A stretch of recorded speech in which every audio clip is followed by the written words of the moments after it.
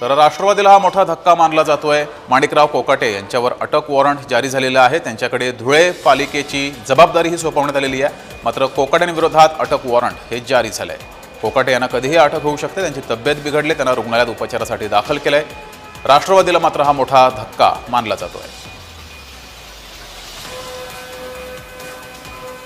अधिक माहिती घेऊया, आपले प्रतिनिधी किरण कोठूर आपल्या सोबत जोडलेत। किरण, एकीकडे अटक वॉरंट जारी झालेलं आहे, दुसरीकडे राष्ट्रवादीने त्यांना धुळे पालिकेची जबाबदारी दिलेली आहे आणि या सर्व पार्श्वभूमीवर राष्ट्रवादी कोकाटेंच्या पाठीशी ठाम उभी आहे असंही दिसतंय।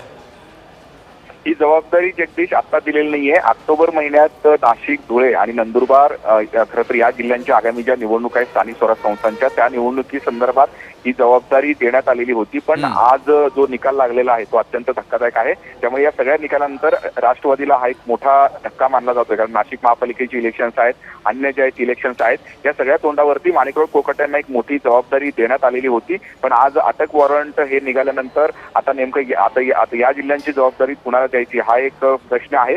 त्यामुळे आगामी काळात या तिन्ही जिल्ह्यांसाठी आता नवीन जे आहे पक्षाकडनं नेमला जातो का, त्यामुळे एक मोठा धक्का जो आहे तो राष्ट्रवादी काँग्रेससाठी आहे, अशा पद्धतीचं चर्चा आता सुरू झालेली आहे। जी मात्र किरण, एकीकडे न्यायालयानं अटक वॉरंट जारी केलेलं आहे, तरी सुद्धा राष्ट्रवादीनं अद्यापही कोकाटे यांच्यावर कुठलीही कारवाई केलेली नाहीये। या संदर्भात माहिती अद्याप या संदर्भात कुठलाही निर्णय जो आहे तो झालेला नाहीये। अजूनही राष्ट्रवादी काँग्रेस हे वेट अँड वॉचच्या भूमिकेत आहेत।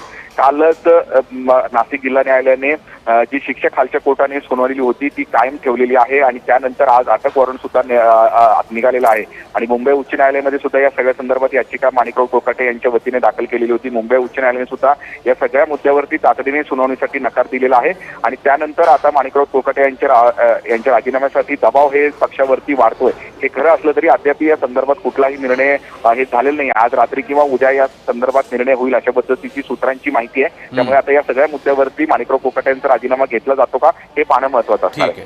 धन्यवाद किरण दिलेल्या माहितीबद्दल।